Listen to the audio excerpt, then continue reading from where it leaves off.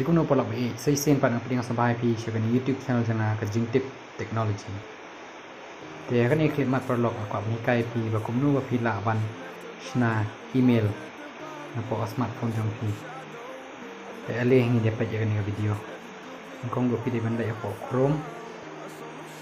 Te type www.gmail.com.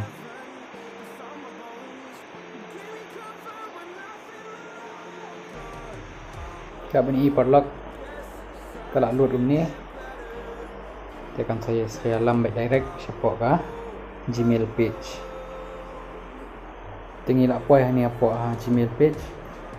Dan kong duk pin klik ni kilai teli kilai ni jerang. Terus yang ni badon email yang ni jerang. Tidak lagi itu selai yang ni harum bagi tak manage accounts on this device. Saya klik ni add accounts to device.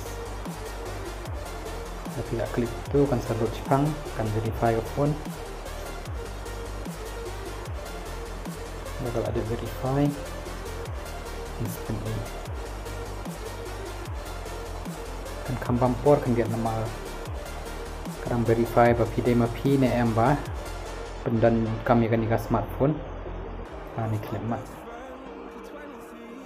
Pilih pen i kalau ambil ni pilih pen lain ni create account ni room dan pilih lagi yang ni pilih pen i for myself dan to manage my business dan link ni lagi yang ni for myself pilih pen thok keting Jongphi ni ban yang thok keting jana pilih pinsa thok keting Jongphi dah pilih ada. Ini last name ketik optional tapi bu rolong,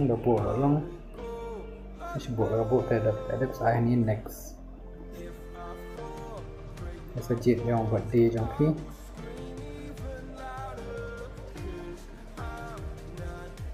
Sejit dia resmi, bagi senang. Sejit dia gender Jongphi. Saya next. Dan ini kita di email arti berada lupa ni dan pilih bani Shna adalah di dengan Shna ni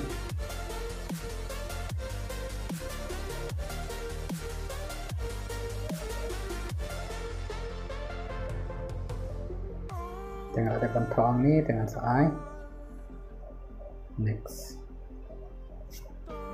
dengan Shna password dulu dengan Shna password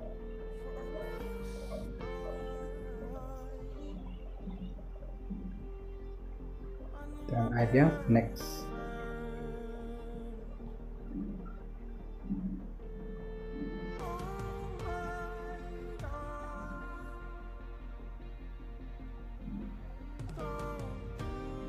Setelah ini harum, yes I'm in.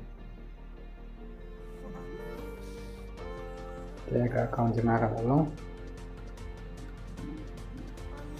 Lapan review ni rumah itu review your account info. Setelah ini next harum. Ada next ya. Ini polisi jangka Gmail. Setelah ini I agree.